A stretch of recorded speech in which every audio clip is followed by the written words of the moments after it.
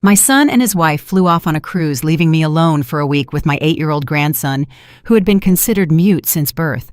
As soon as the lock clicked behind them, he stopped rocking in his chair, looked up at me, and whispered in a perfectly clear, pure voice, "Grandma, don't drink the tea Mama made for you." At that moment, my blood ran cold.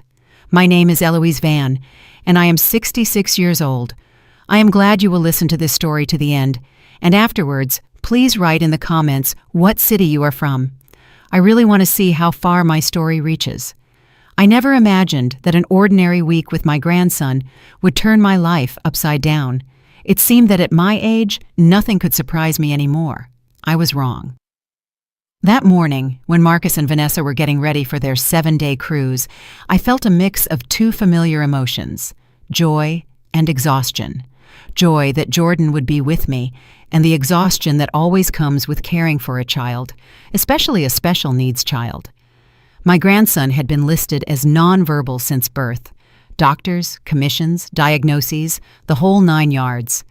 I loved him to the point of pain, but our visits always passed in silence. Just gestures, long pauses, guessing by his eyes, and an eternal ache inside. What is he thinking? What is in his head? What is hiding behind those dark, attentive eyes? "Mom, are you sure you can handle him for a week?" Marcus asked for the 3rd time, stuffing suitcases into the trunk of their expensive car. There was that familiar, painfully understandable tone in his voice, both love and a sense of duty, as if caring for his own aging mother was just another item on a to-do list that was already packed tight. "I was raising babies before you were even born," I reminded him, pulling my cardigan tighter against the cool October morning air. "Jordan and I will manage just fine." Vanessa walked out of the house. She was striking, wearing a platinum blonde weave that was laid to perfection. Not a single hair was out of place, even though it was still early on a damp morning. She always carried herself as if the world was obligated to move aside if she needed to pass. At 34, she was one of those women heads turn for on the street, and one of those who is never satisfied with what she already has. "Eloise, I prepared a special tea for you," she said in that sweet, honeyed voice of hers, in which I had long learned to hear the falseness. "Chamomile, the kind you like. I made enough for the whole week. Just pour hot water over the bags. They are sitting on the kitchen counter." I nodded and thanked her, although something about her smile, tight as a mask, didn't mesh with genuine care. "Very thoughtful, thank you," I answered aloud. "And remember," she continued, placing a manicured hand on my shoulder, "Jordan's schedule. He goes to bed exactly at 8. If he gets off track, he gets very nervous. The pediatrician said with his condition, a strict routine is key." Jordan stood nearby, holding my hand. He was wearing his favorite dinosaur t-shirt. Under his arm, he squeezed a worn-out soft elephant he hadn't parted with since he was 2. From the outside, he looked like a typical special needs child, quiet, withdrawn, completely dependent on adults. "We will stick to the schedule," I assured her. But privately, I wondered how much these strict rules were actually needed for Jordan, and how much they were just another way for Vanessa to keep everything under control, even when she wasn't there. After the 10th reminder and a quick hug, Marcus and Vanessa finally drove off. Their black car turned the corner and disappeared down the road leading to the highway, from where they would head to the port, to their ocean liner, to Champagne, and the buffet. I stood on the porch, waving after them until the car was out of sight. Jordan's small palm was hiding in my hand the whole time. "Well, baby?" I said to him as we turned back toward the house. "Now it's just the 2 of us." For 7 whole days. He looked up at me with eyes that were smart, very grown up for his 8 years. And for a second, it seemed to me that something flashed in that look, something conscious, too conscious for a child who everyone thought didn't understand anything. But he immediately pulled me into the house, hurrying to his toys, and I chalked it all up to my imagination. We spent the morning in the living room. I was working on a crossword puzzle, and Jordan was painstakingly arranging his action figures on the coffee table into some complex schemes. The house without Marcus and Vanessa seemed different, quieter, calmer. as if an invisible smog of tension that usually hung in the air had dissipated, leaving only the quiet comfort of two people who are genuinely good together. Around 11 o'clock, I decided to finally brew that special tea from Vanessa. In the kitchen on the counter, the bags lay in a perfectly straight row. On each one, in neat handwriting, for Eloise, chamomile, calming blend. The gesture was nice, of course, but for Vanessa, it was almost too attentive. Usually, she was more interested in how things looked from the outside than how people actually felt. I filled the kettle with water, put it on the stove, and opened one bag. The dry herbs smelled good. Chamomile, yes, but there was another note. A faint chemical smell, like a hospital ward. It clearly didn't belong in chamomile tea. While the water was boiling, I could hear Jordan walking around the living room. Usually he sat quietly, capable of sorting through toys for hours, as if in his own world. But today, he was restless. By the creak of the old floorboards, I knew he was pacing back and forth, then freezing, then pacing again. The kettle whistled. I poured boiling water over the bag and watched the water slowly darken. The color turned out to be thick, amber, much darker than regular chamomile tea. I was already reaching for the honey when suddenly it happened. A sound that nearly made me drop the mug. "Grandma, don't drink the tea." The voice was quiet, but absolutely clear. A completely normal child's voice. I turned around sharply. Jordan stood in the kitchen doorway. He was looking at me with his dark brown eyes so intently that for a second it became hard for me to breathe. For 8 years, this child hadn't uttered a word. For 8 years, I had only imagined what his voice might sound like and what he would say if he could. "Jordan," I whispered, feeling my heart pounding somewhere in my throat. "Was that you speaking just now?" He walked closer, his fists clenched so tight his knuckles turned ashy. "Grandma, please don't drink that tea," he said, more confidently now. "Mama put something in it, something bad." The mug slipped from my hands, hit the tiles, and shattered into pieces. Hot tea splashed across the floor, spreading in a dark stain. The sound echoed loudly in the silence, but I barely heard it. My head was buzzing, thoughts scattering. "You speak?" I squeezed out, sinking onto a chair before my legs gave out completely. "All this time? You could speak?" Jordan nodded seriously and came closer, almost right up to me. "I'm sorry, Grandma," he said quietly. "I wanted to tell you for a long time, but I was scared. Mama said if I spoke to anyone at all, except when she allowed it, something very bad would happen to you." "What do you mean?" I asked, although a part of me was already starting to understand everything. The puzzle pieces were falling into a picture that made me nauseous. "She makes me pretend." Jordan spoke quietly, but his lips were trembling. "When people are around, especially doctors, I have to act like I don't understand anything. But I hear everything, Grandma. I see everything." I reached out to him and pulled him close. A small, warm body, that familiar child scent. For 8 years, I thought my grandson lived somewhere behind glass where I couldn't reach him.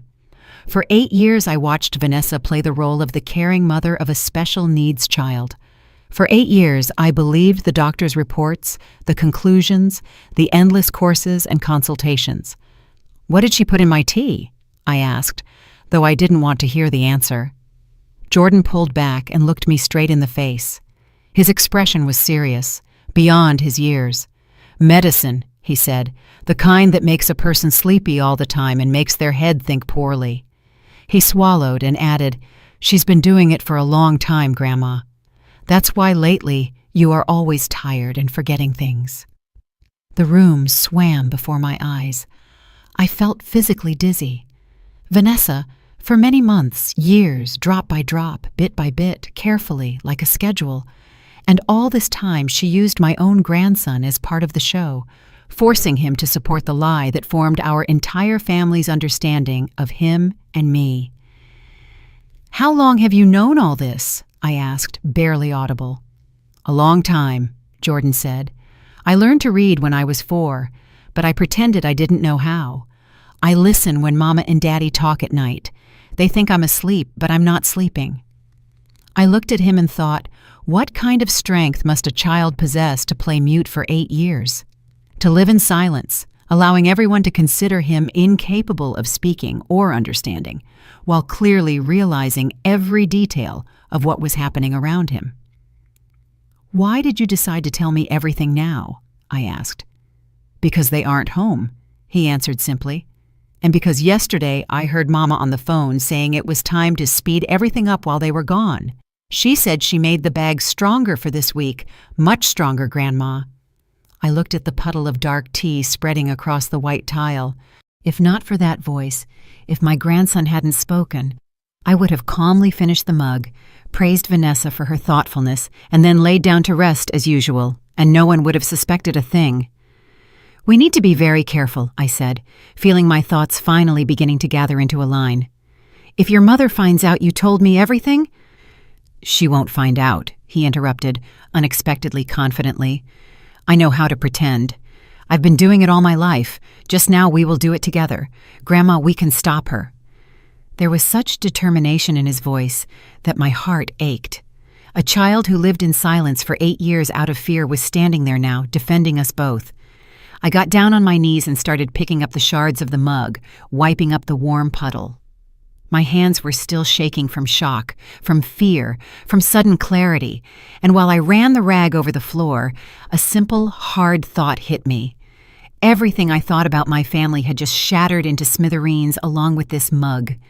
These 7 days wouldn't be a quiet week babysitting my grandson. This would be a fight for my life and his future. And for the first time in many months, despite the fear and confusion in my head, I felt truly awake. After all that, I sat in the kitchen for a long time until my hands stopped shaking and my heart calmed down. Then I forced myself to make us lunch. The sun was breaking into the kitchen through the curtains, laying a rectangle on the table. Jordan and I sat at the small round table, eating grilled cheese sandwiches and thick tomato soup from a box. The scene was ridiculously ordinary, domestic, and yet somehow unreal. I looked at him and still couldn't get used to the fact that we were talking. For 8 years, I only guessed what he was thinking. And here he was, sitting calmly opposite me, answering, asking, reasoning like a completely normal child. "Tell me about this medicine," I asked quietly, cutting his sandwich into small squares out of habit. "How long has your mother been putting it in my tea?" Jordan chewed, thought, and only then answered, "I think about 2 years." He looked at me closely.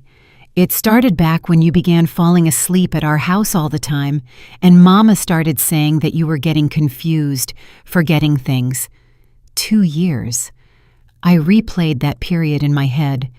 That was exactly when Marcus and Vanessa started cautiously, with such concern, talking about my memory. At first, it was little things. I left my car keys in the wrong place, or I didn't remember what we talked about a couple of days ago, or suddenly such fatigue would roll over me that I could fall asleep in the armchair during the day, like after a hard shift. Back then, I wrote it all off as age. Honestly, in our family, the elders did have that happen. Toward old age, the head isn't what it used to be. I thought, I guess my turn has come. "What exactly does she put in there?" I asked, though the answers scared me to the bone. "Different pills," Jordan said calmly, the way children speak about something ordinary. "She crushes them very finely. I saw how she does it." He lowered his voice slightly. "Through the crack in the door to their room. She has a little jar with powder. She sprinkles the tea bags with this powder using a tiny spoon." My insides tightened. This didn't look like some emotional breakdown where she slipped something in out of anger. No, this was a practiced scheme. Calm, precise, premeditated work. "Do you know what kind of pills?" I asked anyway. He nodded, and his next words sent a chill down my spine. "Strong sleeping pills, the kind that knock you right out, and some other white pills. Mama said they are for old people to keep them calm." He looked at me. "I heard her telling Daddy, if you give them for a long time, old people's brains rot, and the doctors will think it's just age." I put down my spoon. Pretending I had an appetite wasn't working anymore. What Jordan was painting for me wasn't just doping me up so I wouldn't be a nuisance. This was systematic, deliberate work to turn me into a helpless, confused old woman whom no one would listen to. And it wasn't just about health anymore. It meant that at any moment they could have me declared incompetent, strip me of the right to decide for myself, manage my house, my money, my life. "And your father? Does he know?" I tried to keep my voice steady. Jordan's face twitched. I saw in it the pain a child feels when they have to face the truth about their parents. "At first he didn't want to listen," Jordan said quietly. "Mama kept talking and talking about how expensive it is to care for you as you age, and that everyone would be better off if you just went to sleep and didn't wake up." These words hit me like a fist to the chest. My own son was discussing my death as an item of financial planning. "Daddy yelled," Jordan added quickly, seeing how pale I had turned. "He gets mad when Mama talks like that, but he's afraid of her, Grandma, just like me. She gets very angry when people don't do what she wants." I reached across the table and took his small hand. "What does she do when she gets angry?" "She doesn't hit," he shook his head. It seemed like that should have been comforting, but for some reason it didn't calm me at all. "But she knows how to make everyone regret not listening." He sighed and looked away. "When I was 5, I accidentally said Mama in front of a doctor." He spoke evenly, but I could see him reliving it. "And afterwards, she said if I ever spoke again when I wasn't supposed to, she would send me to a special hospital." He looked up at me. "A place where I would never see you or Daddy again." My breath caught. "She said," he continued, "that the doctors there give shots that make you sleep all the time, and that if I tried to tell anyone, they wouldn't believe me anyway. They'd think I was making it up, and that kids end up there and their families forget about them completely." My eyes stung. I almost cried, not from self-pity, but from rage and pain for him. A little child, just beginning to understand the world, was simply silenced by fear. He was shown a terrifying picture. "Speak, and you lose everyone." This wasn't just cruelty anymore. It was true torture of a child's psyche, manipulation of the most natural childhood dependency. I, a grown woman, was having trouble digesting this. How did he endure it? "You are a very smart boy," I said, squeezing his hand tighter. "Much smarter than she thinks." "I had to be," he answered simply. After that, I started noticing everything, listening to every word. Learned to read when no one was looking. He shrugged. "I started understanding not just the words adults say, but what they really mean." I looked at him and thought, while other 8-year-olds are arguing over toys and sitting on phones, this child ran a real intelligence operation. He lived in someone else's game by someone else's rules, but at the same time gathered information that could save both our lives. "What else did you find out?" I asked. "Mama looks at a lot of stuff on the internet," he said. "She doesn't know I can read, so sometimes she leaves her laptop open when she goes for coffee." He took a bite, chewed, and only then continued. "I saw pages about how old people get abused and how hard it is to prove, about natural causes and expected deterioration in the elderly." Every word was another piece of the puzzle falling into place. Vanessa wasn't just crossing the line a bit with pills. She was purposefully studying how to do it so it looked natural, like old age. How to make doctors wave their hands. Age, what do you expect? She also read about kids like me, Jordan continued, about those with diagnoses, and that such kids are bad witnesses. Hardly anyone believes them if something happens. I shuddered. She didn't just force him to be silent, she separately studied how his fabricated diagnosis could be used to her advantage if he ever did speak up. "There's something else." Jordan moved closer to me, almost whispering. "She's making the tea stronger. How is it stronger?" I felt everything inside me tighten. "Every time she puts more powder," he explained. "Yesterday, when she was packing the bags for this week, I heard her on the phone saying, 'How long can we wait for it to happen by itself? It's time to speed it up.'" He literally repeated the intonation like an actor. She said this time she made the bags very strong. Grandma, very. My stomach went cold. If Vanessa decided to speed up the process, then this week, while she and Marcus were beautifully relaxing on a liner, could very well have been intended as my last. They had an alibi, hundreds of witnesses, cameras, tickets, while I was supposed to quietly pass away in my sleep in my own home. Who was she talking to on the phone? I asked. I don't know, Jordan shook his head. But that person was helping her calculate. They discussed how much medicine was needed to be enough and how to make sure no one would investigate afterwards. I felt a cold anger rising inside.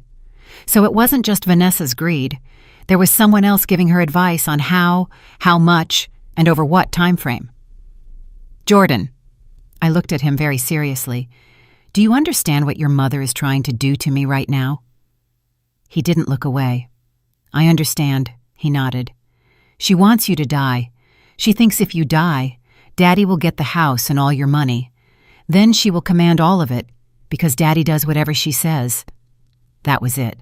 Clearly, on the shelves, without extra words. An 8-year-old child saw what I, a grown woman, didn't want to admit to myself. I loved my son and grandson too much to allow the thought that I was being kept near them, not out of love. For Vanessa, I wasn't a person or her child's grandmother. I was an obstacle. A house worth about $600,000, plus my savings, plus insurance. But she doesn't understand one thing, I said quietly, and a stubborn spark suddenly flared up inside. I'm not as simple as she thinks, and now I have something she definitely didn't expect from us. What? Jordan asked. I smiled at him for the first time in days with a real, living smile. You, I answered. You are the smartest and bravest person I know. He was a little embarrassed, but a light appeared in his eyes. Not a child's light anymore, but an adult one. And I realized we would still fight her, and this time I wouldn't be alone. After our conversation with Jordan, I was silent for a long time. I just sat opposite him, listening to him breathe, hearing the spoon hit the bowl. We were both finishing the soup, now cold, and one thought kept circling in my head. Alive, still alive, and I have a chance. What are we going to do now, Grandma? He finally asked. I looked at him, small, thin, but with eyes so grown up it was sometimes scary. First, we will be very careful, I said calmly. Second, we will document everything, every piece of paper, every word, and make sure that after this week, your mother answers for everything she did to us. But how? Jordan frowned. Adults rarely believe kids, and someone like me, well, the way I'm supposed to be, even less. Don't worry about the adults, I said. That's my part, and your job is to keep playing your role. Which one? The one you've been playing for 8 years, I answered quietly. In front of people, you are the same quiet, non-verbal Jordan. No words, no extra glances. Understood? He sighed, but nodded almost without a pause. I know how. I've lived like that all my life. On the second day, without Vanessa's special tea, the house seemed to exhale along with me. I woke up in the morning and for the first time in a long time didn't feel like my head was full of cotton. Thought connected to thought. Nothing was unraveling. There was none of that sticky fog I had almost resigned myself to, deciding it was age. Turns out no. It wasn't old age. It was the pills. Jordan and I had come up with our safety plan the day before. During the day, when someone might look in the window or stop by for business, he was the same child everyone was used to seeing. Quiet, distant, immersed in his toys. No words, no reactions. But as soon as we were alone and the doors were locked, he was the real Jordan again, with his questions, thoughts, fears, and with that mind his mother so diligently hid from the world. In the morning, we sat in the kitchen. I poured him hot chocolate. For myself, regular black tea, this time from a new box I had bought myself at the nearest corner store. Jordan crumbled a biscuit into his mug, swung his legs under the chair, and suddenly said, "Grandma, I need to show you something, but very carefully." "Show me what?" I became alert. He looked around, even though we had already checked that no one was home, and whispered, "Mama's papers, the stuff she printed from the internet. She hid them in my room. She thought I couldn't read and no one would find them." My heart gave an unpleasant jolt. "Let's go," I said. "Just stay calm." We went upstairs to the small room that Marcus and Vanessa called the guest room, but in fact, it had long become Jordan's when he stayed with me. On the wall were the same dinosaur wallpapers I had put up when he was 4. Back then, I hoped it would somehow stir him, make him talk. Now, these painted beasts seemed like witnesses who saw much more than I did. Jordan walked to the dresser, carefully moved a stack of folded clothes. Under the t-shirts, wrapped in an old swaddling blanket, lay a thick yellow folder. He picked it up with such seriousness, as if he were holding not paper, but evidence in some major case. Essentially, that's what it was. "She looks in here sometimes," he whispered. "She thinks I just like messing with this blanket because it's soft, but I checked to see if she moved the papers." He handed me the folder. I sat on the bed. He sat next to me. The first sheet was a printout from a medical website. The headline in large font, "Signs of Natural Memory Decline in the Elderly." Some paragraphs were highlighted with a yellow marker. "Gradual memory loss, increased confusion and disorientation, changes in sleep and appetite, difficulty performing multi-step tasks." I read, and everything inside me went cold. Every highlighted spot. That was me for the last 2 years. The exact symptoms Marcus would later speak to me about with pity. "Mom, you forgot something again. Mom, you're probably tired. Maybe you should go to the doctor to check your memory." The second sheet was even nastier. "When elderly parents become a burden, how to make difficult decisions." In the margins, neat notes in Vanessa's even handwriting. "Private nursing home from $5,000 a month, difficulties with declaring incompetence, issues accessing accounts, timelines, while nothing is finalized." I felt my fingers cramp while holding the paper. The third sheet was about medicine. Headline, "Drug Interactions in the Elderly, How to Avoid Overdose." Here, almost everything was underlined or circled, especially the paragraph stating that a combination of strong sedatives and tranquilizers can cause respiratory depression, a sharp drop in blood pressure, and a quiet death resembling natural causes. In the margins, numbers, dosages, intervals of intake, all in that same neat handwriting. This wasn't just curiosity anymore. It was the textbook she was working from. "That's not all," Jordan said quietly. He took the last sheet from the folder, regular lined notebook paper. At the top was written, "Notes on Progress, LM." My initials. Eloise Van. Let's say Eloise Marie Van. EMV? No, the Russian text says LM, Lyudmila Morozova. So for Eloise Van, it would be EV. Notes on Progress, EV. Below was a list of dates from the last 2 years. Next to them, short notes. I read aloud, and my voice trembled. March 15th, first dose. No immediate reaction. Looks tired. Blames age. Below, April 2nd, slightly increased dose. Complains of fog in the head. No suspicions. June 10th, noticeably increased compliance. Argues less, easier to direct. September 3rd, episode of unexpected clarity. Asks questions about memory. Expresses anxiety. Reduced dose for a week to avoid attracting attention. Every line was like a blow. My life, my states, my doubts, carefully recorded and sorted on shelves, like an experiment on a lab rat. And then new months. October 1st, need to accelerate. Financial pressure growing. Object needs to be removed before the next financial audit. Remove the object. That's how she wrote about me. But the scariest part was at the very bottom. October 10th, prepared concentrated doses for cruise week. Calculation, sufficient for a final solution within 48 to 72 hours after start of intake. Final solution. My hands shook so much the paper rustled. Vanessa wasn't just poisoning me a little bit.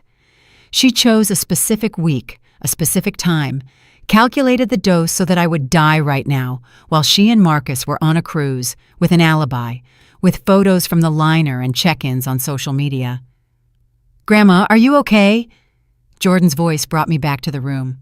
I looked at him, at the child who had lived next to this nightmare all this time, seen and heard more than anyone, and carried it inside.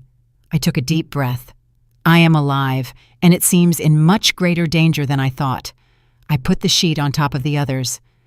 "We need to be even more careful than we planned," I said, steadier now. "Why?" I showed him the last entry. He ran his finger along the lines, lips moving while he read. When he got to the words about the final solution, his face went pale. "Does that mean—" He looked up at me. "She wasn't going to wait for it to happen by itself?" "No," I answered quietly. "She intended to end everything this week, here in this house." Jordan was silent, then said very clearly, "Then we have to stop her before they get back." I looked out the window. Behind the glass was a normal, quiet yard. The neighbor's cat on the fence, yellow leaves on the path. But for us, the countdown was running. Only a few days remained until Marcus and Vanessa returned. In the second half of that same day, when Jordan and I decided we had to stop Vanessa before their return, I realized we couldn't drag it out any longer. While he was sleeping in his room, for the first time in a long time, a normal child's sleep without a pill fog, I sat in the kitchen by the phone and began making calls on which our lives depended. First, I called my lawyer, Margaret Sterling. She had handled my affairs, will, house, and accounts for 15 years. Her voice was warm and calm as always. "Eloise, how nice to hear you. How are you feeling? Marcus said you were having some memory problems." At those words, everything inside me flipped. So he discussed my senile confusion not only with doctors, but with the lawyer too, preparing the ground in case they needed to declare me incompetent. "I feel better, Margaret, than I have in months," I said, "but I want to ask you something important." I hesitated a little and phrased it so it sounded general, although it was specifically about me. "If someone systematically gives an elderly person medication without their knowledge, what is needed to prove it?" There was a pause on the other end. "Eloise," she said cautiously, "do you have specific suspicions?" "It's possible," I answered, "but I don't want to give details over the phone. Just know that I will likely need your help soon." "I understand," Margaret said. "In that case, the strongest evidence is medical tests, the presence of drugs in blood and urine that no one prescribed to you, plus papers showing intent, notes, printouts, calculations, ideally, of course, video." I immediately thought about how there were no cameras in the house, and it was too late to install them now. "What about audio?" I asked. "If the person says what they are doing themselves?" "In many cases, recordings of conversations are accepted too," she answered. "Depends on local laws, but at a minimum, it is strong additional evidence. Eloise, if you are in immediate danger, you need to call the police, not me." "Right now, nothing threatens me," I said honestly. "As long as I don't drink anything Vanessa prepared, I'm safe. But soon I will need to act fast. Please be ready." We said goodbye, and I immediately dialed the number of my doctor, Dr. Caldwell, whom I had seen for many years. "Doctor," I said when she picked up, "I want to talk about the memory problems I've had the last 2 years. Tell me, could that be not age, but medication?" "It certainly could be," she answered immediately. "Especially in the elderly, a combination of sleeping pills, sedatives, sometimes even vitamins gives a picture similar to dementia. Did you take something new?" "That's just the thing," I said. "I'm not sure I was taking only what was prescribed to me. If I want to check if there are extra drugs in my blood, what needs to be done?" "A complete blood count with an expanded screening for drugs and toxicology, plus urine," she explained calmly. "But the timing is important here. Some substances leave the system quickly. Eloise, do you suspect someone is spiking your drink?" "It's possible," I answered. "Can you run the tests if I come in tomorrow morning?" "Of course," she said without hesitation. "I'll ask the nurse to put you in for the earliest slot, and also—" Her voice became serious. "If suspicions are confirmed, this is no longer medicine but a criminal case." I hung up, feeling both the chill of realization and a new, long-forgotten vigor. For the first time in a long time, I had not only fear, but a plan. Jordan and I had already found Vanessa's papers, discharge summaries, her notes. Soon there would be tests. One piece of the puzzle remained: make her say too much herself. We needed a trap, and for it to work, Vanessa had to be sure everything was going according to her script, that the old woman, heavily drugged, was quietly drifting toward the grave. When Jordan woke up, I sat next to his bed and calmly explained everything. We need not only papers and tests, we need her to spill the beans herself, and for it to be recorded. He listened seriously, not like a child. Then he nodded. She calls today. Why are you so sure? She always calls on the second day, he said. Checks how the process is going. He said it just like that, almost with the same tone she used on the phone. Well, that's excellent, I said. That means tonight we will put on a little show for her. You act as usual. I act a little worse than I really am. By evening, I was already sick of myself from rehearsing. I walked around the kitchen, saying the same thing out loud, trying out how it sounded if I dragged words slightly, if I got confused, if I repeated myself. Jordan corrected me like an experienced director. Here you are acting too hard. She won't believe that. When you were tired from the pills, you just forgot. You didn't pretend. And speak a little as if you have no strength. Funny, of course. An 8-year-old child teaching a grown woman how to correctly portray the effects of poisoning. But he really knew better. He had watched me for 2 years when I felt bad and distinguished ordinary fatigue from drug-induced fatigue by the smallest details. By 8 o'clock in the evening, the house seemed especially quiet. Jordan and I sat in the living room, he with toys on the rug, me in the armchair. On the table nearby, neatly hidden under a napkin, lay a cell phone on speaker and a small digital voice recorder, the one I managed to buy at the electronics store during the day. A small black thing, seemingly unremarkable. Professors record lectures, students use them.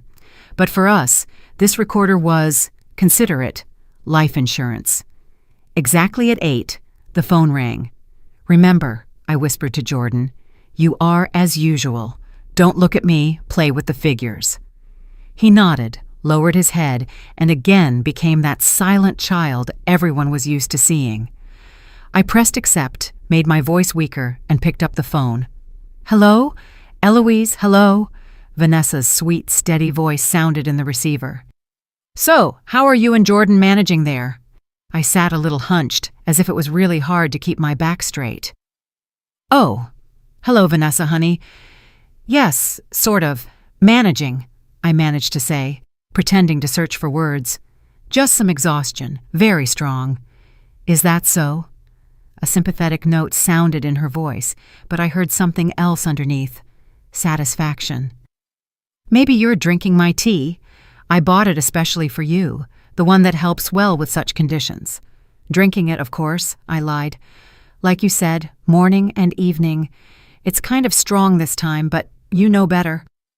A short pause hung on the other end. I almost physically felt her there, on the line, counting, estimating the dose, time, effects. And how is your appetite? She asked. I recognized this move.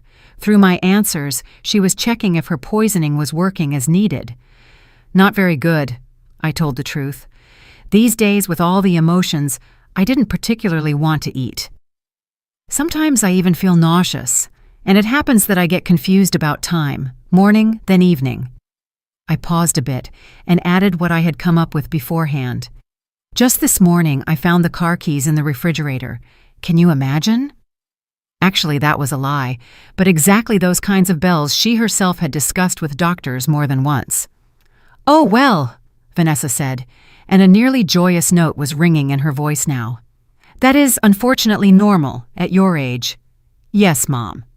She said the last part louder, apparently for Marcus, so he would hear too. We were just thinking, she continued, after we get back, we need to seriously discuss how to help you further. Maybe invite a caregiver, Maybe look at a good facility with care. You don't want to be a burden to Marcus and me and to Jordan, right? Don't want to be a burden, I repeated quietly, putting both fear and confusion into my voice. Partly real. The rest was acting. If you and Marcus decide what's best, I will listen to you. That's a good girl, Vanessa said. Family must support each other. When the word family is pronounced by a person who has been quietly poisoning you in your own kitchen for 2 years, it sounds especially vile. And how is Jordan? She asked next. Not acting up, not bothering you? I glanced at my grandson. He was sitting on the floor with toys, but I saw he heard every word. Quiet, I said. Sits to the side, watches. Sometimes it seems to me he is peering right into me. All the better, Vanessa dropped. Fewer unnecessary irritants. The main thing is that he doesn't bother you and doesn't make you nervous.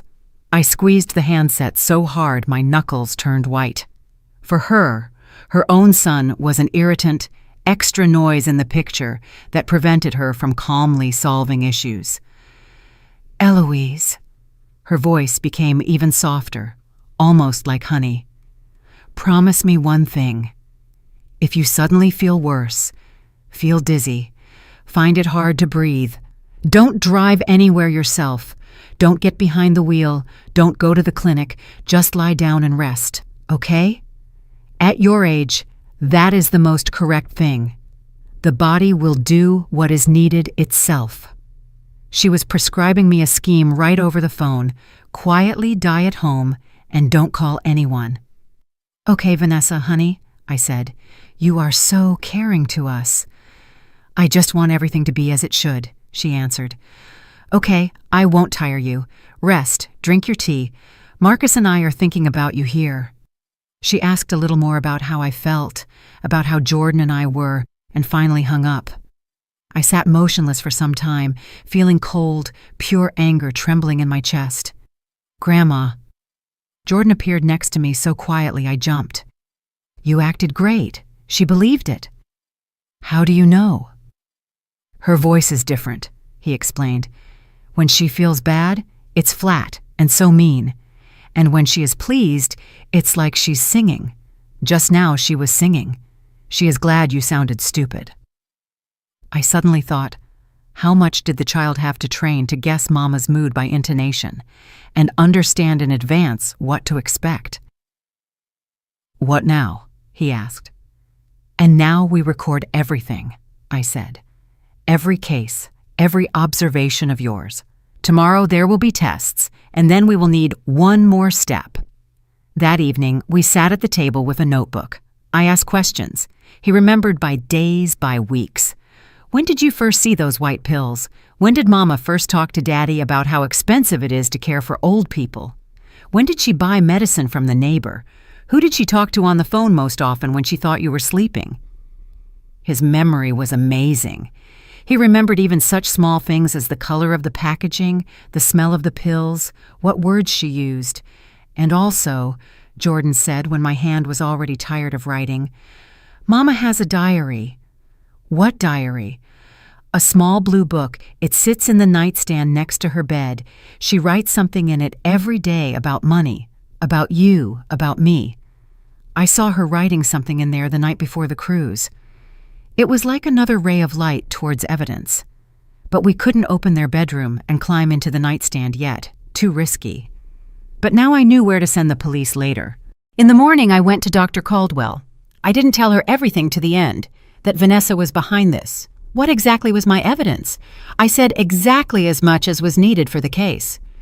Doctor, I have serious suspicions that there are medicines in my system that no one prescribed to me. She looked at me attentively, already without the perfunctory smile. Then it is right that you came, she said. We'll draw blood for an expanded screening and urine. If there are sleeping pills and sedatives that I didn't prescribe you, that is already serious. While the nurse took blood, I thought about how every such step brings the resolution closer, whatever it may be. Eloise, Dr. Caldwell said when we finished, if someone is truly giving you medicine without your knowledge, that is a crime. Have you thought about going to the police? I'm thinking, I answered. But I want to come not with just suspicions, but with a proper file. Otherwise, this will all tear our family apart, and there will be no use. She sighed but nodded. I understand. Just be careful. If you are right, then you are truly in danger. When I returned home, Jordan was already waiting by the window, his nose pressed against the glass. He saw me approaching and ran out into the hallway barefoot. How did it go? He asked first thing. Results should be in tomorrow, I said, taking off my coat. If the blood has everything we think, it's confirmed. I put my purse on the table and took out that same small voice recorder. And today we have a new task, I said. Recording.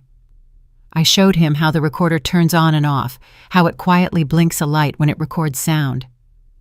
When they come back, I explained, we will need to make it so your mother says everything we need herself, and this little guy will record everything. We spent the rest of the day rehearsing. I portrayed a confused, inhibited old woman, pretended to forget what I had already asked, asking the same thing over and over. Jordan watched closely and sometimes said, No, Grandma. When you were on the pills, you didn't gesture like that.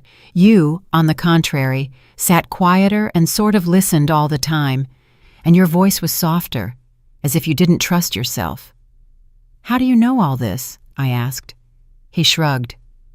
I needed to understand when you felt bad for real, he said. When it was from the pills.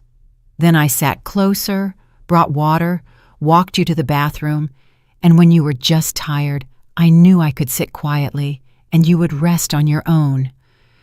I suddenly remembered all those times when he unexpectedly appeared nearby at the hardest moment, slipped a glass of water under my hand, helped me stand, brought a blanket.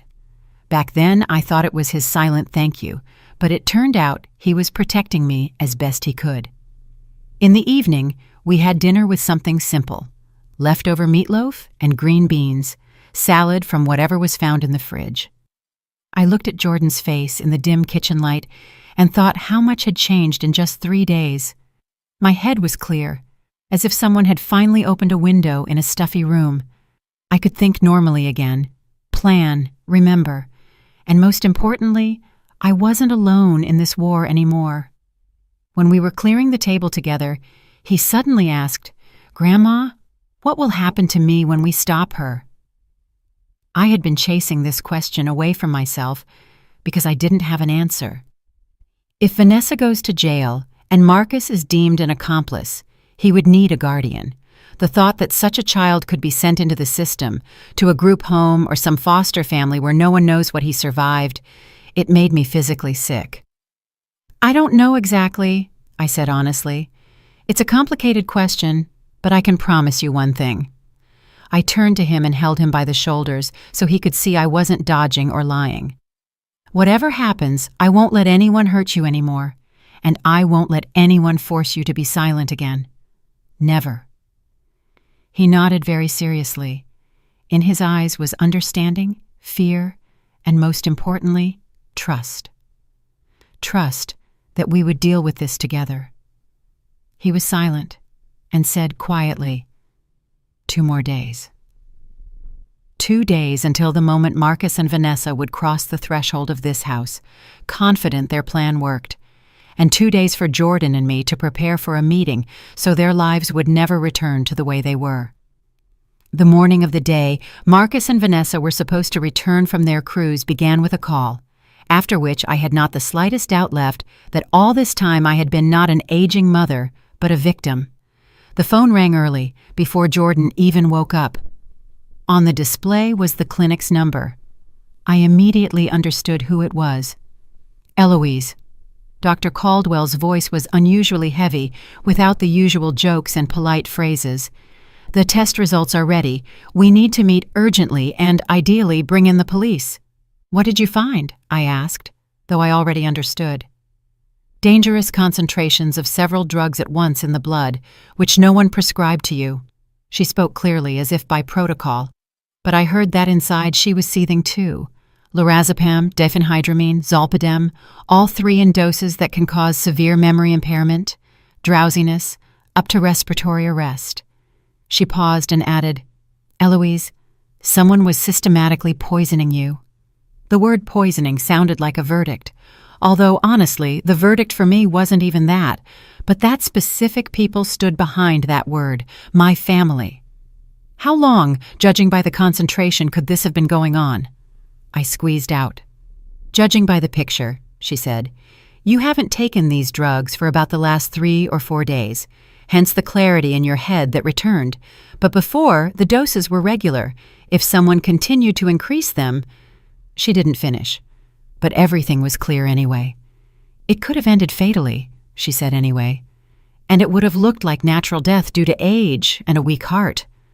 I squeezed the phone so hard my fingers turned white. Doctor, I said quietly, are you ready to confirm all this officially? Of course, she answered firmly. I already prepared the discharge papers and was going to call the police myself if you hadn't gotten in touch. But since you have the situation under control, let's agree like this. I will be available, and you try not to be left without protection today. I'm not alone, I said. I have Jordan. I surprised myself with how calm that sounded. We said goodbye.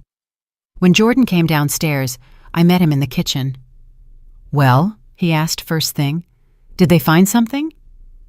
Everything you talked about, I answered, and even more. I briefly retold him Dr. Caldwell's words about what medicines were found, that the doses were dangerous, that over the last few days I seemed to have cleansed myself and could therefore think. He listened, nodded seriously, and pointed to the small black voice recorder lying on our table, covered by a newspaper. That means we have papers, Basishekia, he said. Soon there will be official confirmations. Now we need the most important thing. I knew what he meant, that which no paper is enough for, Vanessa's live voice admitting herself, even if not directly, but enough for any investigator to form a picture.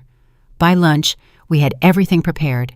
We turned on the recorder in advance and hid it on the bookshelf in the living room between old volumes, so it wasn't visible, but could hear the whole room. Checked it. Recording is on, the little light is blinking, sound is clear. When I ask you to go get water, I said quietly to Jordan, that will be the signal. You will walk to the shelf and take it out. Got it? Got it. He nodded. I will tell them the truth. About 2 hours remained until Marcus and Vanessa arrived. There was such silence in the house you could hear the clock ticking. I caught myself staring at my hands, trembling slightly, but overall holding up, and thought, well, Eloise, all your life you stood up for others. Now stand up for yourself and for him. Around 2:30, the familiar sound of an engine was heard in the driveway. The car pulled onto the lot, tires crunching on gravel. I purposely settled into the armchair in the living room beforehand, messed up my hair a bit, threw the cardigan on carelessly, sat slightly hunched, like a person exhausted to the limit. Jordan sat on the rug at my feet, laid out toys. For a second he looked at me like an adult, with a very clear gaze, and then immediately dimmed, becoming that same distant boy everyone considered to be in his own world. The lock on the door clicked. The door opened without a doorbell. They had their own key. Eloise? Vanessa's voice rang out in the hallway, steady, caring. We're back. How are you two here? We're here, I answered, making my voice weaker and slightly dragging. Vanessa entered the living room first, tanned, with perfect styling, in expensive light-colored clothes. One look and I saw her eyes quickly, professionally assess the picture. Me, in the chair, pale. Jordan on the floor, silent. For a fraction of a second, satisfaction flashed in her gaze before she pulled a mask of anxiety over her face. "Oh my God!" she almost screamed, running up to me. "Eloise, you look terrible. You didn't take care of yourself at all." "Yes." She put her palm on my forehead, a gesture that was supposed to look caring. "Marcus, look at Mom," she called over her shoulder. "In 1 week, just a different person." Marcus entered right behind. His face was tired, crumpled, as if he hadn't rested all this time, but suffered. "Mom, how are you?" He sat opposite, clasped his hands. "Are you okay?" I lowered my gaze, slightly broke my breathing, as if it was hard for me to even formulate a thought. "I get tired," I pronounced slowly. Forget, sometimes I don't understand what day it is. Here. See? Vanessa picked up, turning to him. It's the same old story. Eloise, you remember, we talked. Cognitive decline, age. This is normal. She turned to me again with feigned softness. You drank the tea, right? The one I left you. I looked at her, pretended to be slightly confused. Yes, of course, I nodded. Morning and evening, like you said. It's kind of strong this time, but you are smart. You know what's best. I intentionally pronounced strong to look at her reaction. Something sparked in Vanessa's eyes, a mixture of wariness and satisfaction. Did you use all the bags? She asked matter-of-factly, but I heard the tension. I made enough for the whole week, I think, yes? I answered. I tried so hard not to get confused. She relaxed slightly. For her, this meant one thing. The dose went into me completely. The plan should have worked. Mom, Marcus intervened, maybe we need to take you to Dr. Caldwell. Let her take a look. This is serious after all. I noticed how Vanessa flinched slightly at this suggestion. Marcus, softly but very quickly, she said. We were already at Caldwell's. Did you forget? She said further is for dementia specialists. A therapist won't help much here. Dementia. She was already hanging a diagnosis on me herself. Marcus started. You just need to accept reality, Vanessa interrupted him. Your mother is aging. It's normal. And we need to think about what's best for everyone. She turned to me, putting on care again. Eloise, Marcus and I were talking. You don't want to be a heavy burden for Marcus and me and for Jordan, right? Don't want to be a burden, I repeated quietly.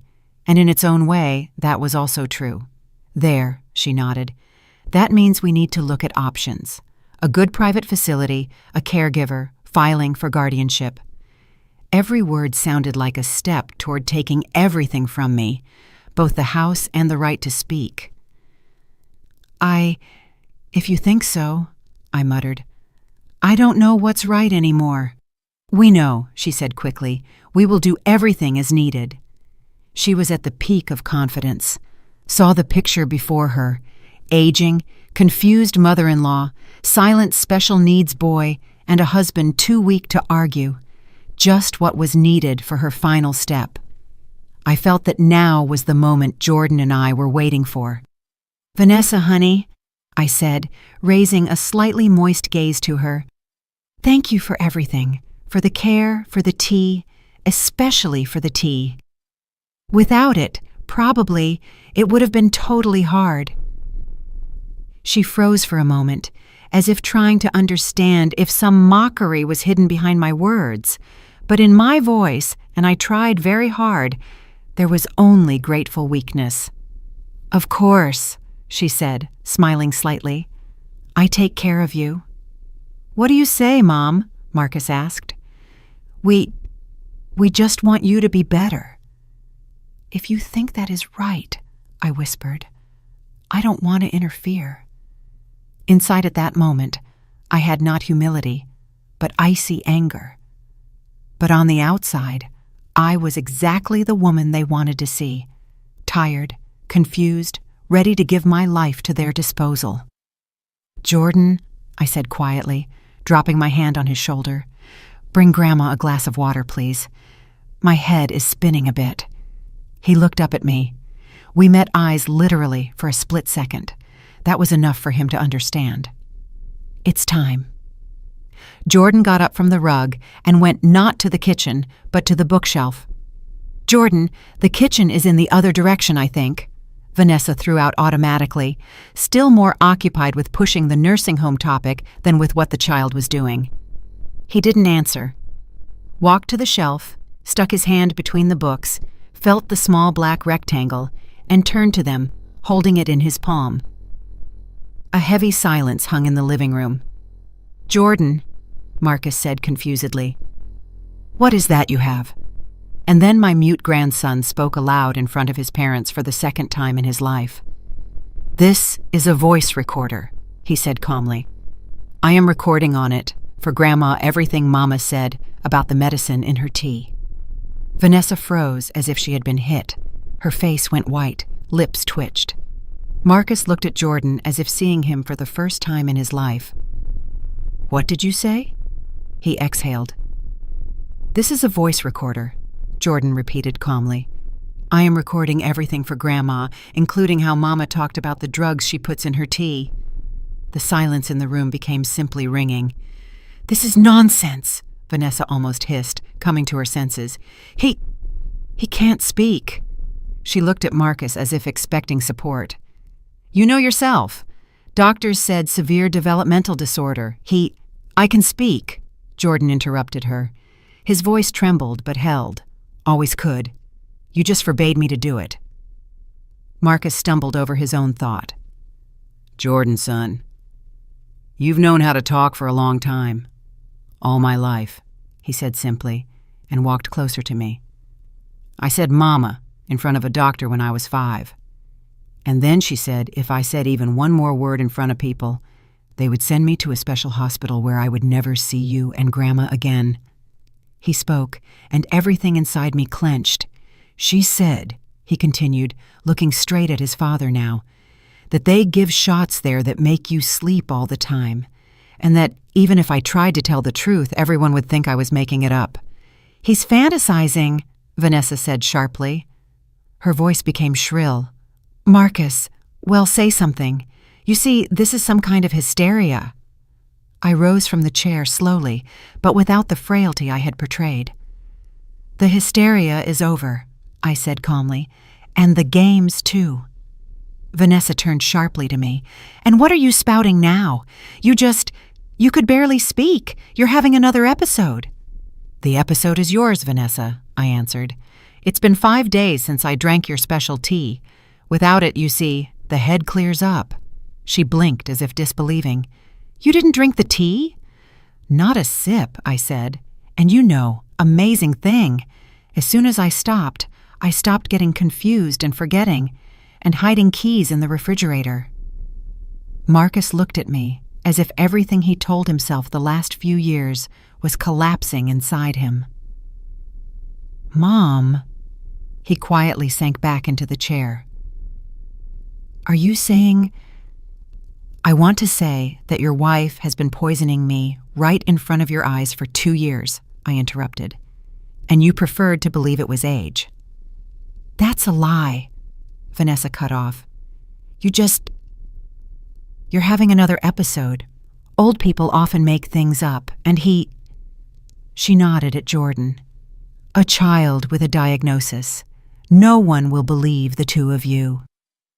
"A child with a diagnosis," I repeated calmly, "who taught himself to read at 4 years old, listened to your conversations at night, and collected your papers while you thought he was in his own world." I reached into my cardigan and pulled out the folded folder with the sheets Jordan and I found in his room, unfolded it, looked Vanessa straight in the eyes, and began to read. "October 10th. Prepared concentrated doses for cruise week. Calculation sufficient for a final solution within 48 to 72 hours after start of intake." My voice didn't waver. Vanessa's face turned gray. "What is this garbage?" she asked, her voice breaking. Those aren't my notes." "Your handwriting," Jordan said quietly. "I saw you writing every day." I continued. "October 1st.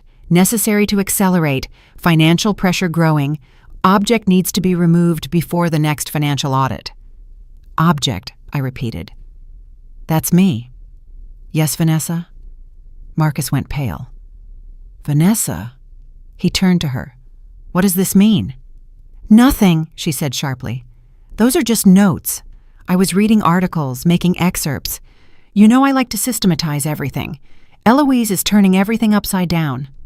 And also," I said calmly, "we have printouts from sites about natural memory decline in the elderly, when elderly parents become a burden, drug interactions, and accidental overdoses. With all your notes." I shook the folder. "And blood tests," I added. "Dr. Caldwell has already seen everything and is ready to confirm. There were strong sleeping pills and sedatives in my system that no one prescribed to me." You You went to Caldwell? Vanessa looked at me as if all this time I was a piece on her chessboard, and suddenly made an unexpected move. Yes, I nodded. And not just to her. I took out my phone. And we also have a voice recorder where my mute grandson speaks quite legibly, and where you can be heard discussing doses and deadlines on the phone. That's illegal! Vanessa exploded. You can't just record people. It proves nothing. She didn't look like that soft, sweet Vanessa she showed the world anymore. Now another woman stood before us, angry, cornered. But Detective Miller, I said calmly, and the district attorney will be very interested to look at your papers, listen to the recordings, and compare them with the test results. I started dialing the number I had entered in advance, the police station. You aren't calling anywhere. Vanessa exhaled and suddenly lunged not at me, but at Jordan. She rushed forward, hand outstretched toward her grandson, either for the recorder or simply to grab him and shut him up. But I stood between them as quickly as, honestly, I didn't expect from myself at my age. Just try touching him, I said quietly, but in a way that she stopped. You broke him enough. For a second, we stood almost nose to nose. I saw in her eyes not only anger, but fear, real animal fear. Somewhere in the background, Marcus finally tore himself from his spot. Enough, he shouted. Both of you shut up. He shifted his gaze from me to Vanessa, then to Jordan. I don't understand anything. Mom, do you really think Vanessa wanted to harm you? I don't think, I answered. I know, and I have proof. I pressed the call button anyway. Hello, police station, I said, not taking my eyes off Vanessa. This is Eloise Van. It seems my daughter-in-law tried to poison me. I have tests, papers, and a recording of the conversation on hand. Yes, the address is... Vanessa listened to me calmly dictating the address. Her face became hard as a mask. You won't prove anything anyway, she hissed when I hung up. An elderly woman with decline, a child with special needs. Who will listen to you at all? We'll see, I said. Dr. Caldwell, Lawyer Sterling, your diary in the nightstand, and Miss Hattie from the pharmacy down the street, from whom you kindly picked up pills. I think the detective will have plenty to do. Vanessa twitched when she heard the neighbor's name. You dug through my things? No, I answered. This son of yours turned out to be more observant than you. Jordan said quietly but very clearly, I'm not afraid anymore. He stood next to me, not hiding. At that moment, a distant siren wail was heard outside the window. It was getting closer.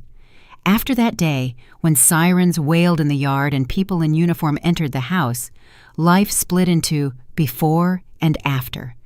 The before had already been dissolving little by little in a medicinal fog anyway, but the after began for real 9 months later, when Jordan and I stood in my kitchen rolling out cookie dough.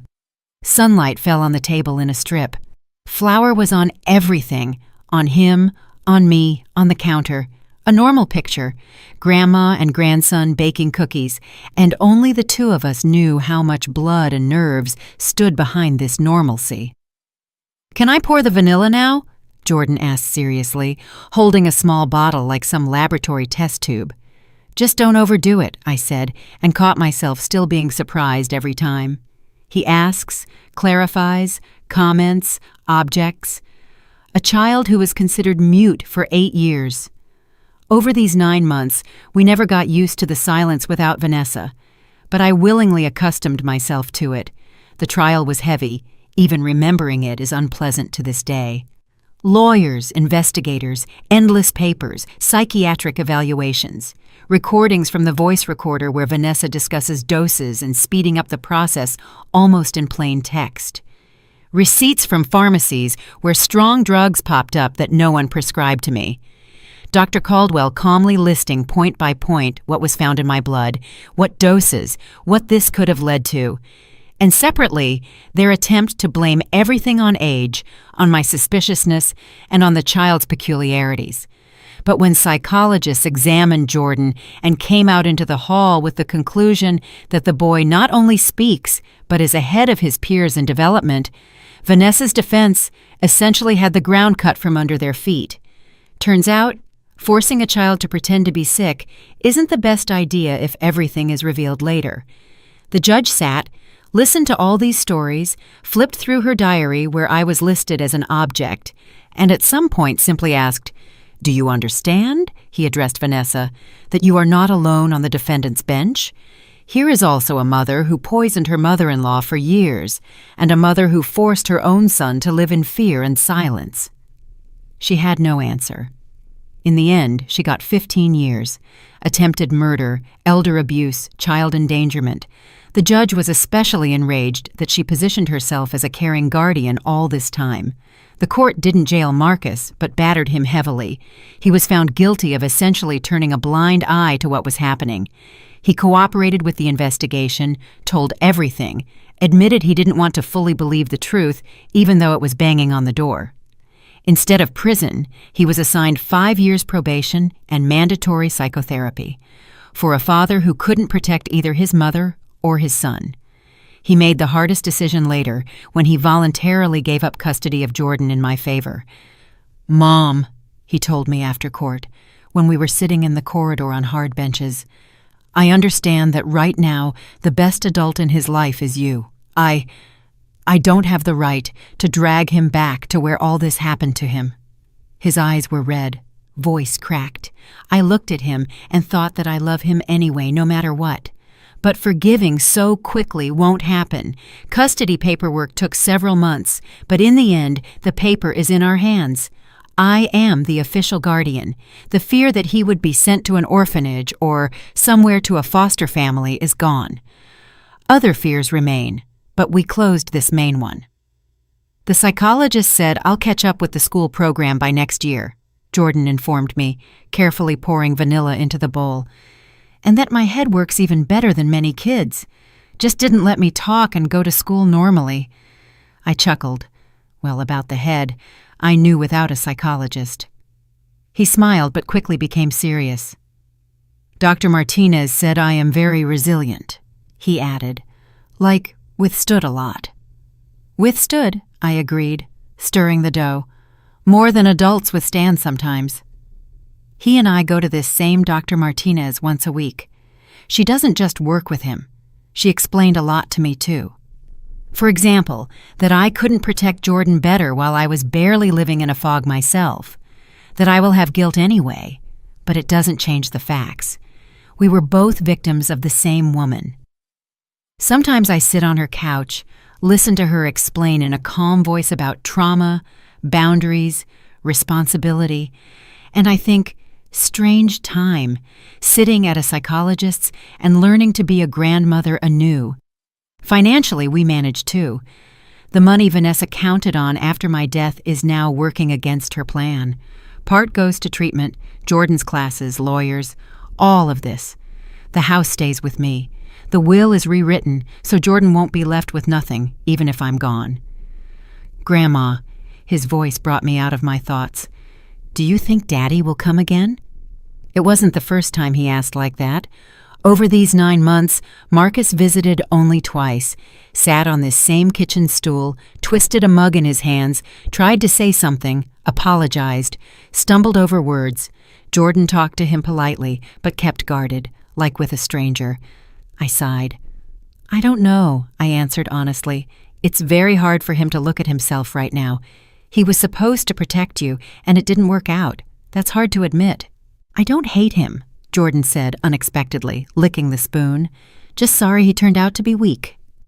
I looked at him, small, covered in flour, in an old t-shirt, but speaking like an adult who already understood more about people than many at 40. "Weakness comes in different forms," I said. "You are strong in your own way, and he now has to learn a different strength, to honestly admit that he turned away all this time." Jordan was silent, then asked quietly, "What if he comes one day and says he wants to take me back?" I wiped my hands on a towel, looked at Jordan, and realized there was no getting away from this question. Sooner or later it would have sounded anyway. "What if he comes one day and says he wants to take me?" he repeated, looking straight in the eyes, not like a child. I was silent for a bit. Running from the conversation means leaving him alone with fear again. "Look," I said calmly, "by law, You are under my guardianship right now. There are papers, signatures, court decisions. He can't just come, take you by the hand, and lead you away. For that, he has to prove he changed himself, that he can be responsible for you, that you will be better and safer with him. Jordan thought, picking at the dough with a spoon. Will you let me go? A simple question, but everything inside me tightened. If I see that he truly became a different person, I said honestly, and if you want it yourself, we will discuss it. Not in one day, not rushing, but calmly and with your psychologist.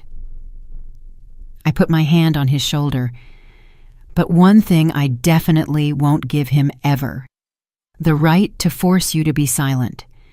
That was taken from us once, and there won't be a second time. He nodded, sighed, somewhat relieved, and returned to the bowl. Okay, he said quietly. Then let him cure himself first, and then think about what to do with me.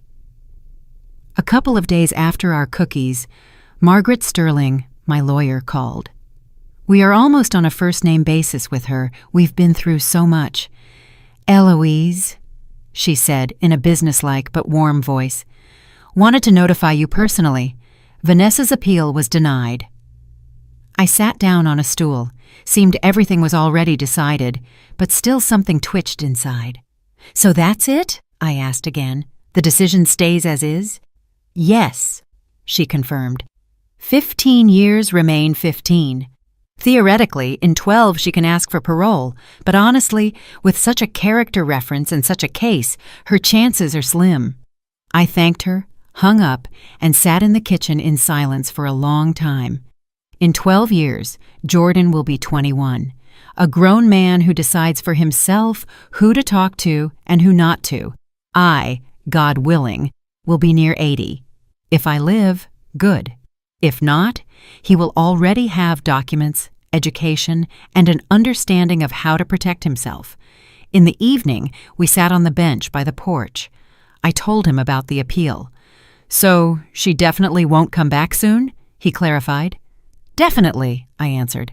And even if she gets out someday, you will already be an adult, and you will have a choice whether to communicate with her or not. He shrugged. Maybe by that time, I won't even be interested anymore, he said calmly. Life was slowly getting on track. A neighbor from our street, Ms. Hattie, stopped me in the yard somehow. Eloise, I look at you and rejoice, honest word, because lately I thought, that's it, gave up completely. And now you walk just like before, fast, and your eyes are different. I smiled. Yes, Hattie, it worked out. Reviewed the medicine, let the head go. Now baking with the grandson, catching up on studies. She, of course, didn't know all the details, but it was enough for her that I was greeting her again not like a shadow, but like a living person. Sometimes Jordan brings up the topic of Vanessa himself. Not often, but it happens. Do you think about her? He asked once when we were clearing the table in the evening. Sometimes, I answered honestly. Less often than before, but I think. Sometimes anger rolls in. Sometimes I have dreams where she stands in the kitchen again with those bags of hers. Dr. Martinez said that's normal. He nodded. That when you are scared for a long time, the brain still waits for some time that something will happen again now, but it passes. It passes, I agreed, only not by itself. You have to work on it. It's not all simple for him either. There are nights when he wakes up, listens to sounds in the apartment, checks if the front door is locked, still flinches if someone raises their voice too abruptly. But there are fewer of these nights, and every time after such dreams, in the morning, he still sits down for lessons, for books, for his blocks. And I see, breaking him completely didn't work. Once over tea, I asked, listen, have you thought about what you want to be when you grow up? Before, somehow my tongue wouldn't turn to ask such a simple question to a child who wasn't allowed to be himself at all. Thought about it, Jordan answered without a pause. I want to be a doctor. What kind? He thought a little and said, like Dr. Martinez. Only for kids who are silent, not because they can't speak, but because they are afraid. I want to help them find their voice. I looked at him and realized, here it is, the real victory. Not that Vanessa is sitting in jail, and not that I kept the house, but that a child who was forced to live a stranger's role for 8 years wants, growing up, to help others climb out of similar pits. Good profession, I said. Hard but necessary. Will you help me study? He asked. As long as I breathe, I will, I answered. And further, I already arranged everything so you have money for both school and life. He nodded and, strangely enough, didn't ask about further. For him right now, it was important to know that in the coming years we have everything under control, and that is enough. Evenings we often go out on the porch or just sit on the bench by the house. He reads with his legs tucked under him. I knit or just watch the sky darken. On one such evening, he suddenly slammed the book shut and asked, "Grandma, are we truly safe right now?" Well, honestly, I didn't answer right away. Complete safety in this world, I already realized, doesn't exist. Illnesses, other people's mistakes, bad people can always happen. I am too old to lie to a child about now everything will be good forever. You know, I said after a pause, 100% safe doesn't happen for anyone, but right now we have 3 things we didn't have before. What things? First, we know what evil looks like, I answered. We won't close our eyes anymore when something inside whines. Second, we have people on our side. Doctors, lawyers, a psychologist. You are not alone and I am not alone. And third, we now have voices. You were forced to be silent. I wasn't listened to seriously. But now we know how to speak and know how to get heard. He thought a little, nodded slowly. Then probably yes, he said. We aren't under glass, but we can stand up for ourselves. I smiled. Exactly. He opened the book again, but a minute later put it aside, moved closer, and said quietly, I love you, Grandma. And I love you, I answered. Very much. Dr. Martinez says, he continued, nightmares go away when you truly feel there is a person nearby who won't let you be lost. I think she's right, I said, and kissed him on the top of his head. That night, he slept peacefully, and so did I. Now, when I tell all this to you, who is listening to me somewhere far away, in another city, maybe in another country entirely, I think about this. Jordan and I didn't become a fairy tale ideal family. We have scars, there is distrust, there are questions for the closest person, Marcus. Life didn't turn back as if nothing happened. That doesn't happen. But something else appeared for us, the ability to say no in time if someone tries to softly kill you under the guise of care, and the understanding that silence is rarely a good exit, especially when you are forced to be silent by fear.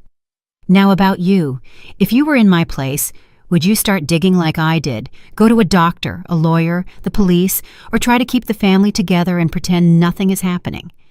Were there stories in your life when you were quietly hooked on dependency, on someone else's will, on the feeling that you are a burden?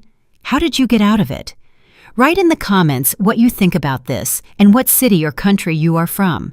I am really interested in how far my voice and my grandson's voice fly. And on the final screen, I will leave 2 more stories from our channel. They are also about how truth comes out, even if they try to bury it for many years. Thank you for listening. Take care of yourself, and please, don't let anyone decide for you when it's time for you to leave. E. If you liked my story and want to hear more, go ahead and subscribe to my channel. If you'd like to support me, you can do it through Super Thanks. It would mean a lot. In the comments, tell me which city you're watching from and what time it is, so I can see how far my story reaches. I've added 2 more life stories on the screen just for you. Click one now, and let's keep spending time together. Much love. See you soon.